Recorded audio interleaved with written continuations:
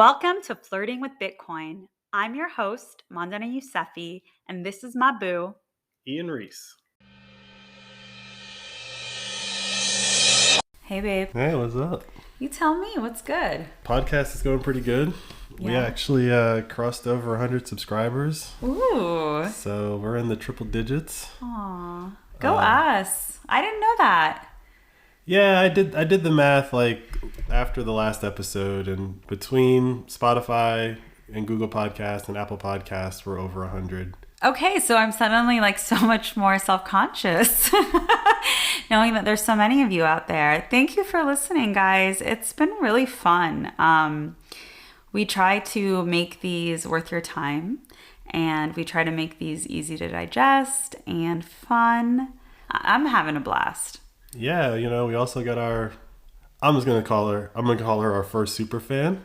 So I want to give a shout out to Katie. Hey, Katie. Thanks so much for listening and your kind words. Your message was very sweet. I want to remind everybody who's listening to, if you haven't, go to flirtingwithbitcoin.com and subscribe there. We push out more than just the podcast there. So, I have some stuff that I've written up. Been kind of busy, haven't published a lot lately, but there's a lot of stuff in the draft column, if you will. So that's coming. But that's like where we're going to try to report our real subscriber numbers, because piecing together these different podcast platforms it's doable, but I don't want to do it. Yeah, it is really interesting having a podcast. As you guys might guess, most of the week Ian is tuning in on what's happening with Bitcoin, right? Like, you're following the news, you're just in it, you're talking to everyone about the podcast and the opinion that you put out that week. I'm just trying to make sense of how to run a podcast. And they make it really hard to know who your listeners are. They don't, I want to say, they don't make it hard to know who your listeners are, but they make it hard to know who your listeners are on multiple platforms. Mm-hmm. Like, if we only published on Spotify, it'd be very easy if we knew that people could only listen to us on Spotify. Right. But people go out of their way to tell us, I don't use Spotify. Exactly. Yeah. So yeah, we're on multiple platforms right now, but one that I've never used myself that I know that you're a big fan of, it's Fountain app. I believe that Fountain app is going to be the premier place to listen to Bitcoin podcasts, especially after their latest release that they pushed out this week. So what's special about the Fountain app? How is it different from like Apple Podcasts, for example? Fountain app is pretty interesting because on the surface, it looks like a normal podcasting app. You can go in there and search for breaking points, right? Mm-hmm. And so breaking points is in the Fountain app. You can listen to breaking points in Fountain app. No biggie, Very right? Cool. But the difference is that Fountain has built in a feature where, as you're listening to a podcast, you can stream Bitcoin to the podcaster that created the episode. So for me, I have my app set to 10 Satoshis per minute. So for example, if you put out a 60-minute podcast, you're going to get about 600 Satoshis from me, which isn't a lot, right? But other people have higher distributions. You get to pick how much you want to stream per minute. Do you have to pay at all? No, you don't have to pay. You could just use Fountain the way that you would use Spotify and not pay. But the fact that you can pay, the money goes directly to the podcaster. So it's not like with Spotify where you might buy a subscription to someone's podcast and then you pay Spotify every month, right? And then Spotify at the end of the month distributes the cash to the podcaster. On Fountain app, basically every minute, that Bitcoin is landing in that podcaster's wallet. So they're getting paid on demand as you listen. Because of that, Fountain has had some trouble getting people to use their app instead of Spotify, because it's why would I switch? Yeah, and you're saying you think that in the future, or the very near future, Bitcoin podcasts are going to be on the Fountain app, but not all podcasts. Not all podcasts, but I do think that the reason why Bitcoin, particularly Bitcoin podcasts, are going to be very popular on here is because with this latest release, they added a feature that I think is what has been missing from their app from a long time. Basically, now we can put a pile of Satoshis aside and encourage our listeners to listen to us on Fountain, and you earn Bitcoin for listening to us. But now you have Bitcoin to use to then stream to other podcasters in the Fountain app. So are we paying our listeners to listen to us? You could call it paying your listeners to listen to you, but I think where we are in the Bitcoin like life cycle of adoption, that a lot of people aren't switching to Fountain because they probably either A, don't have Bitcoin, or B, they haven't been introduced to one of the business models that I think is going to be very dominant in the Bitcoin economy, which is the value for value business model. And so the value for value business model basically says, if you produce something that is of value to me, I will give you, the creator of that, value in return, usually in Bitcoin. What I just described for Spotify, that's not how that works. I listened to an episode on Spotify. I'm like, man, I like this podcast. Yeah. I want to subscribe. My money doesn't go to them. It goes to Spotify. It also takes them a month to find out you've subscribed to them. Sure, all of that aside, but like when I actually decided to part with money, it didn't go to the creator. It went to a middleman. Yeah, you're very disconnected from the creators Right. of the content that you're consuming and enjoying. Yeah, And absolutely. But then there's another app called, it's not even an app yet, but it's a website called Stacker.news. And Stacker.news is, I would argue, the new Reddit. Right? Ah. And everyone knows what Reddit is, I'm assuming. But if you think about Reddit or Facebook or Twitter or any place that you like push a button to say you like something, those likes are just registered as records in someone's database. They have no value to the person who posted it besides seeing some number go up. But those platforms take those likes and like mine that data to produce value for themselves. But with Stacker News, when you like something, you're giving Satoshis directly to the person who produced that post. It like lends to the elegant design of Bitcoin that then encourages the elegant design of systems, right? Yeah, I mean, you can build Reddit without a middleman. Exactly. You can build Spotify without a middleman. And so I would argue that Fountain could very easily add video. And now with video, if you had 1 million views on YouTube and everyone's streaming you 1 Satoshi per minute and it's a 5-minute video, that's like making hundreds of dollars directly versus Google giving you a piece of the ad revenue that was generated for those 1 million views. Okay, my mind is going a mile a minute. Oh, the consequences of a model like that for television, movies, news, it's pretty exciting. All right, baby, let's get into it.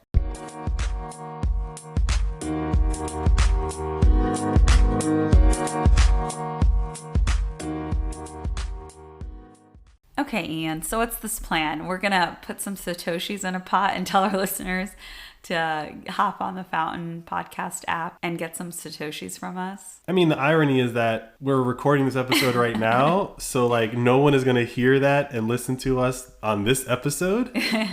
But in theory, if you want to, they might listen to us twice, right? But if you're a diehard day one. If you're a diehard, like you might jump over to install the Fountain app and listen again. Again, the way that Fountain works is that it streams. So if you wanted to earn the full amount of Bitcoin, you would have to listen to the whole episode, right? So it's like you can't just skip to the end and get paid. It's literally, if you listen Tit for tat. If you listen to a 30-minute podcast, you're going to earn whatever the streaming, whatever it's streaming per minute. But yeah, I think that the way that we're doing our podcast to like educate people and convince them to, I won't say convince, but really just educate people to what Bitcoin is and like what it can be. A lot of people still don't have Bitcoin, right? And so what better way to get people off zero than to give them a little bit? I don't think this is something that we would do forever, but I do think that if someone listened to our podcast and walked away with like 100 Satoshis, they're now in the game, whether they want to admit it or not. Get in the game with us, guys. And once you're in the game, you have to learn all the things that you need to learn so that you don't lose that Bitcoin, right? Like we talked last week about my friend who he had his Bitcoin on Robinhood and I helped him like get it off of Robinhood. Like he's in the game. He's just more in the game now, right? Like it's on him. He has to protect those 12 words. He has to remember them. You can do it. We believe in you. But the point is that I think once people have that responsibility forced onto them, they don't really want to fail at being a responsible person. It's just people make it so easy that you don't have to be responsible. Like Robinhood's like, we'll hold it for you. Okay, thanks. If it goes up, great. If you go bankrupt, You keep it all? No, thank you. No thanks. That doesn't sound like a fair trade, right? I'm taking risk here too in putting my money in a thing that everyone's telling me is fake internet money. So why do I take all the risk and you? Absolutely. So there's that. But also with Fountain, I just really like the team. I have like a ongoing conversation with a couple guys over there, and they're very smart. We had a very long conversation a couple weeks ago, and so I knew this update was coming, and I just haven't said anything on the podcast because it was like don't mention it or whatever. But like I knew this was coming, and I really think that this is going to help them turn the corner. Yeah, and of course we have to help them see their vision through as Bitcoin podcasters. That's the least we can do. Exactly, right? Yeah, I'm in, babe. I'm in. Whatever it costs. What is it? Like $5 in Satoshis? I mean, honestly, like I haven't even set it up yet because I've been really busy this week. But by the time this episode comes out, it'll be set up, and we'll have the links in the description and stuff like that. So whatever you're listening to us on right now, at least go to the flirtingwithbitcoin.com website, check out the actual webpage for the specific episode, and Ian posts tons of stuff each episode on our actual website where you can click through, read more about everything he talks about. Obviously, I assume he'll link to the Fountain app and explain how to set up your account, all that fun stuff. The thing about the website is we're trying to build more than just a podcast. So like if you're just subscribed to us on Spotify and I publish an article that I've like written, you're just not going to know about it.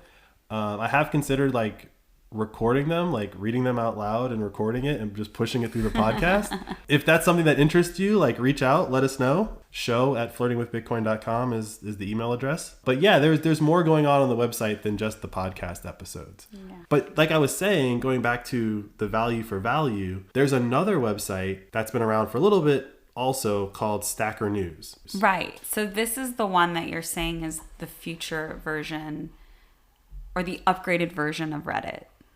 Yeah. Stacker News is interesting because we've all experienced the internet, we've all experienced the business model of likes, right? Like likes is a business model, right? You got Twitter and the heart, you got Facebook and the like. It's the analytics you use to then go show someone else that you can make them money.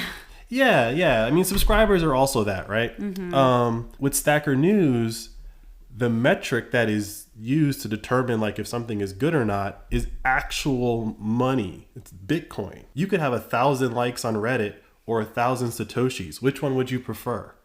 Satoshis. Today, you might like the likes because 1,000 Satoshis is like less than $1. Mm-hmm. It's like what? A quarter? It's like 20 cents today, right?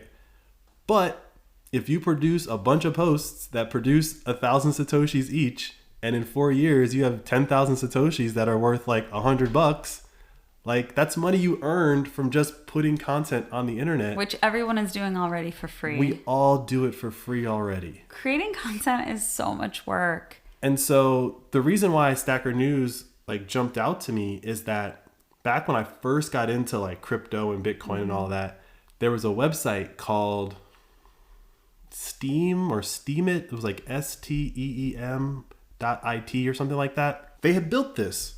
They had built out like, Reddit with their own crypto coin, right? And you could use these coins to like something. And I saw the money that people were earning from posting. This one guy had a post that earned him like $1,000 in this coin.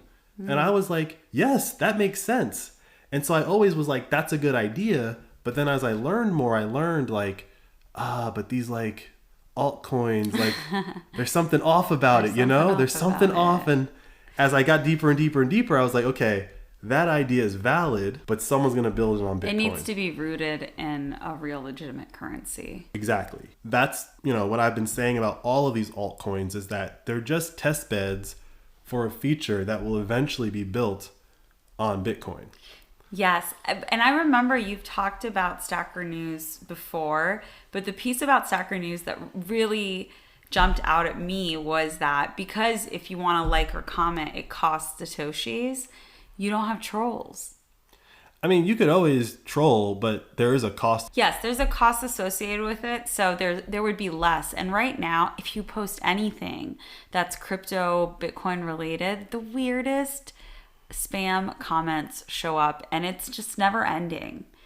It's just wild. So I think even specifically for actual Bitcoin news, it's nice that there's a place where it's a little, not even controlled, but I don't know what the word for it is. It's just cleaner. It's also new. Yeah, that's true. So like there weren't a lot of trolls in the early days of Twitter, right? There weren't a lot of trolls. I guess there were trolls in the early days of Facebook because it was built by a troll. But like, you know what I'm saying? Like on these new platforms.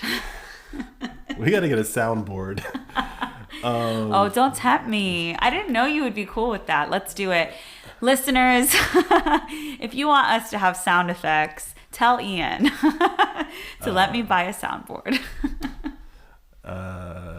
Yeah, babe, this isn't like 1990. We don't need to buy a physical soundboard. It's just software. But no, I want the buttons that DJs use, like live. Yeah, that's what I want. Okay. Yeah. Be on my side, listeners.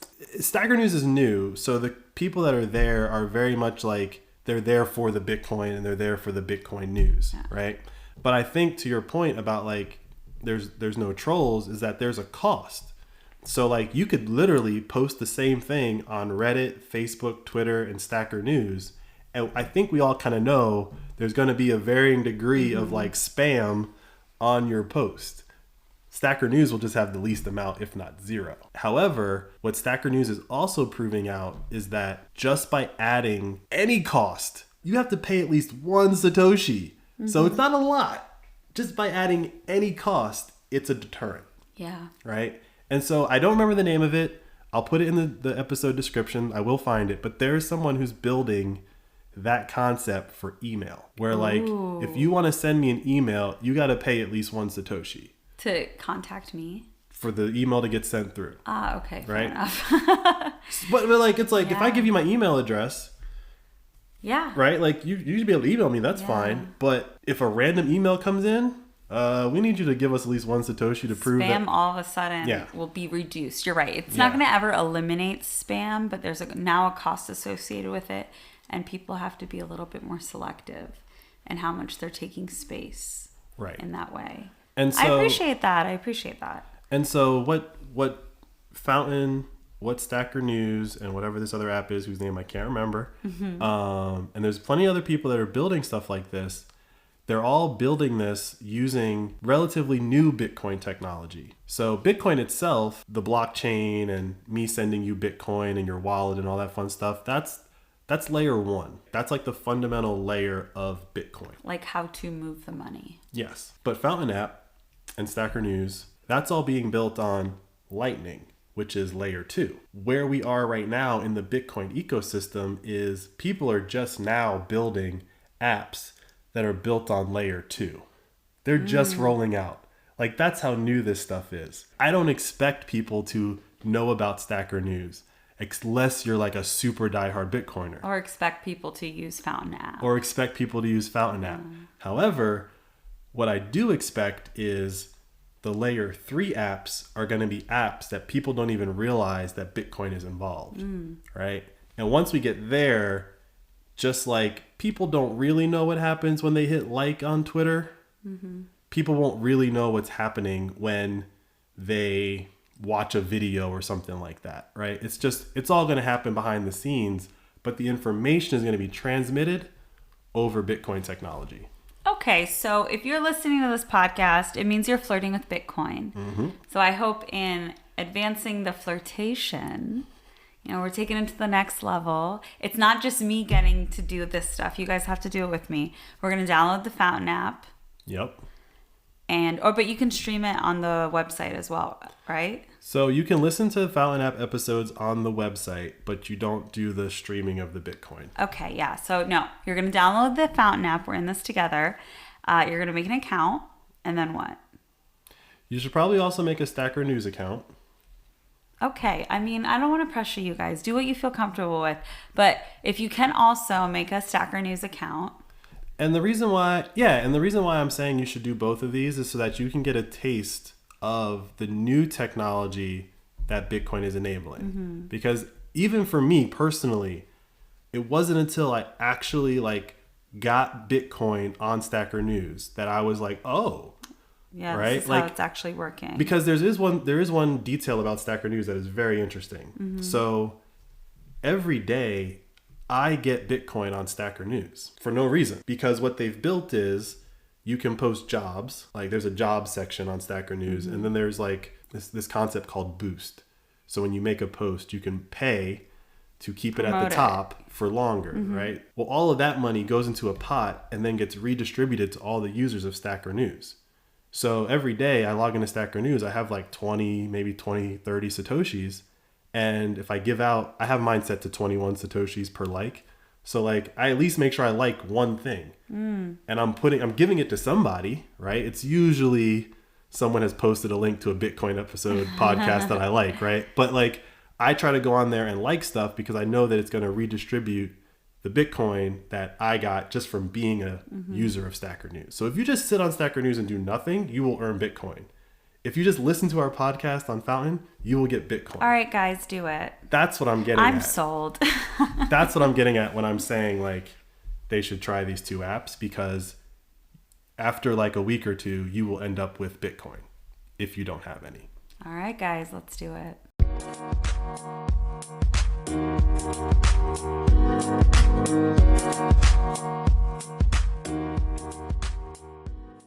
All right, Ian Reese, salesman for the Fountain app. Yeah, I mean... They're not sponsoring us. Yeah, like this is not sponsored in any way, shape, or form. Any way, shape, or form. When the app first was announced... But you seem sprung, baby. When the app was first announced, it just registered. It really registered for me. And I reached out to the guy on Twitter. I DM'd him and I was just, hey man, I just think this is a really cool idea. And then we don't talk a lot, but we've had more than one exchange. That's cool. You see his vision. Yeah, I definitely see his vision. And like I said, I see video coming very soon. And once you get to video, watch out, YouTube. Because YouTube keeps a lot of money. Yeah. The content creators could be a lot wealthier under a model like Fountain. And they deserve it. Like, think about that, right? Like, we just had a pandemic and forced people like Seth Meyers to do his TV show under the same conditions as everyone else.